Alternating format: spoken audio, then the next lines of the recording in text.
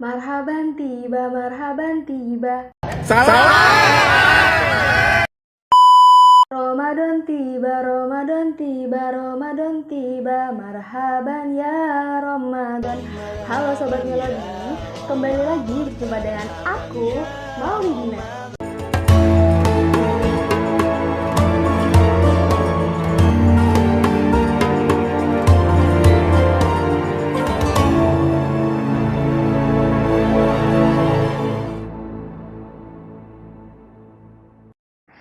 Gimana nih Sobat Melodi, puasa hari keempat udah ada yang bolong apa belum nih? Nah, tak henti-hentinya di bulan puasa yang penuh berkah ini, aku mengajak Sobat Melodi untuk sama-sama bersyukur karena kita masih diberi kesempatan untuk berjumpa kembali di perjumpaan ketiga kali ini. Dan semoga nanti siapapun yang melihat videoku, mendapatkan ketenangan batin, kelancaran segala urusan, dan semoga puasanya selama sebulan penuh ini diberikan kelancaran oleh Allah Subhanahu wa taala. Amin amin ya rabbal alamin. Tentu pembahasan kali ini masih seputar musik nih teman-teman. Nah, setelah kemarin aku membahas mengenai pandangan Islam mengenai musik, nah sekarang aku pengen bahas mengenai pro dan kontra musik dalam Islam. Nah, yang mana materi kali ini aku mengambil dari Jurnal Syariati, Studi Al-Quran dan Hukum, karya yang luar biasa dari Hidayatun Ulfa yang berjudul Sebenarnya pro dan kontra musik ini tidak jauh-jauh dari diperbolehkan atau tidak musik dalam Islam. Bagaimana hukumnya, halal atau haram. Nah, seperti yang udah aku ulik nih di materi yang kemarin, itu sebenarnya juga sedikit menyinggung dan sedikit membeberkan bagaimana pro dan kontra musik dalam Islam.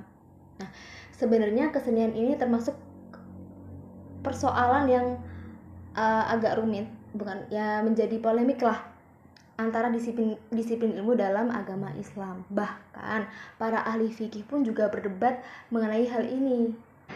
First of all, antara pro dan kontra ini aku pengen bahas kontra dulu nih teman-teman. Nah, pendapat-pendapat kontra ini datang dari para ahli fikih, di mana pendapat beliau ini cenderung mengharumkan musik teman-teman. Bahkan bersenandung atau bernyanyi atau menyanyikan sebuah lagu menurut mereka ini mendatangkan kebatilan, menyerupai kebatilan, dan hukumnya itu makruh. Nah, Imam Syafi'i juga berpendapat dan menyatakan bahwa nyanyian atau musik itu permainan yang sia-sia dan menyerupai kebatilan, seperti yang saya bilang tadi. Menurut beliau, siapapun yang mendengarkan musik atau mendengarkan nyanyian itu kurang pintar dan kesaksiannya tidak akan diterima di depan hukum kelak. Selain Imam Syafi'i, Ibnu Qudamah juga mengatakan yang serupa nih teman-teman, bahwa musik itu haram terkecuali pada alat musik tamborin yang dimainkan di pesta pernikahan. Para ahli fikih memiliki kecenderungan untuk mengelompokkan halal, haram, bahkan sampai kesenian dan juga estetika atau keindahan. Nah, selain dari pendapat dua tokoh ahli fikih tadi nih teman-teman, ada juga golongan yang ikut berpendapat, yakni golongan pasca Imam Mujtahidin, yang mana mereka menyimpulkan dari Quran Surat Al-Anbiya ayat 107 yang berbunyi A'udzubillahi minasyaitonirrajim, Bismillahirrahmanirrahim, wa ma arsalnaka illa rahmatan lil alamin, yang artinya, dan tiadalah kami mengutus kamu melainkan untuk menjadi rahmat bagi semesta alam. Quran Surat Al-Anbiya ayat 107. Berdasarkan ayat tersebut, para ahli fikih pasca Imam Mujtahidin mengelompokkan kemaslahatan dari segi tujuannya yang terbagi menjadi 3 stratifikasi. Yang pertama, sesuatu yang harus ada demi kelangsungan hidup manusia. Apabila tidak ada, kehidupan manusia akan terancam. Yang kedua, sesuatu yang harus ada agar kelangsungan hidup manusia itu lebih normal. Tapi apabila tidak ada, kelangsungan hidup manusia tidak akan terancam. Dan yang terakhir, yang ketiga, sesuatu yang keberadaannya hanya untuk menyempurnakan, untuk melengkapi agar lebih indah dan lebih menyenangkan. Nah, itu disebut dengan kebutuhan tersier. Nah, yang dimaksudkan di sini adalah kesenian termasuk seni musik itu masuk dalam jenis yang ketiga, yakni sesuatu yang ada hanya untuk melengkapi atau menyempurnakan agar lebih indah dan menyenangkan.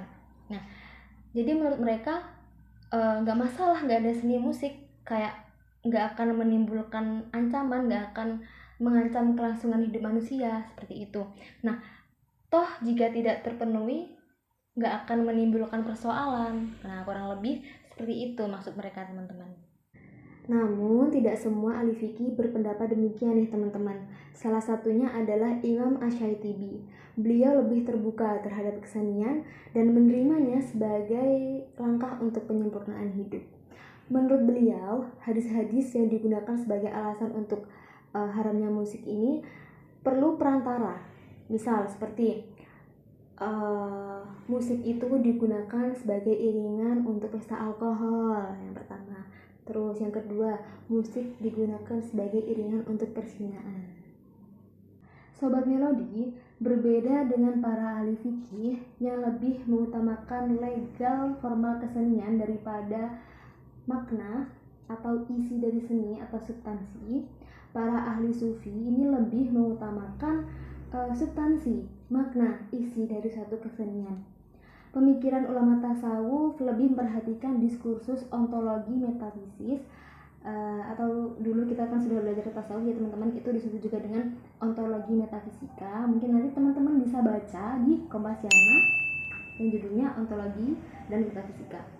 Nah, terhadap suatu keindahan, sehingga mereka lebih apresiatif. Nah, lebih apresiatif terhadap budaya dan akhirnya diasimilasi dengan Islam seperti itu. Nah, contoh dari asimilasi tadi seperti apa nih Kak? Seperti apa nih gitu kan ya. Nah, contohnya itu seperti dalam konteks dakwah Islam di Pulau Jawa. Pasti Sobat Melodi udah gak asing nih sama tokoh ini. Ya, betul. Wali Songo. Nah, di era Wali Songo, para ahli sufi menggunakan musik tembang itu sebagai sarana untuk berdakwah. Nah, selain Wali Songo ada juga nih ini bukan di Pulau Jawa ya, itu Jalaluddin Al-Rumi yang beliau ini menggunakan musik sebagai sarana dimensi ilahiyah. Selain Jalaluddin Al-Rumi, dahulu para ahli sufi yang memang ahli dalam bidang pengobatan tabib itu menggunakan musik sebagai sarana terapi untuk penyembuhan suatu penyakit. Secara umum, kesenian dalam filsafat hukum Islam keberadaannya ini sebagai pelengkap, teman-teman. Seperti yang aku sebutin tadi nih ya, masih ingat kan? Nah, sehingga sebagian ulama itu menyetujui atau membolehkan, dan sebagian lagi mengharamkan karena dianggap sebagai sesuatu yang tidak penting. Nah, dari pemaparan aku tadi nih banyak banget kan ya. Nah, segala bentuk perbedaan itu merupakan sesuatu yang wajar, teman-teman, sesuatu yang lazim di kehidupan ini. Nah, segala bentuk pro, bentuk kontra itu kita jadikan pembelajaran. Toh jika memang kita tetap bermain musik atau mendengarkan musik, semoga kita tetap berada di jalan Allah Subhanahu wa taala dan tidak melanggar ketentuan Allah Subhanahu wa taala. Amin, amin ya rabbal alamin. Wah, ada halilintar. Baik, itu saja teman-teman yang dapat Dina sampaikan. Semoga yang Dina sampaikan ini mendatangkan keberkahan dan dapat bermanfaat untuk teman-teman sekalian. Masih dengan pantun yang sama, kesepian tanpa kasih. Cukup sekian dan terima kasih. Wassalamualaikum warahmatullahi wabarakatuh.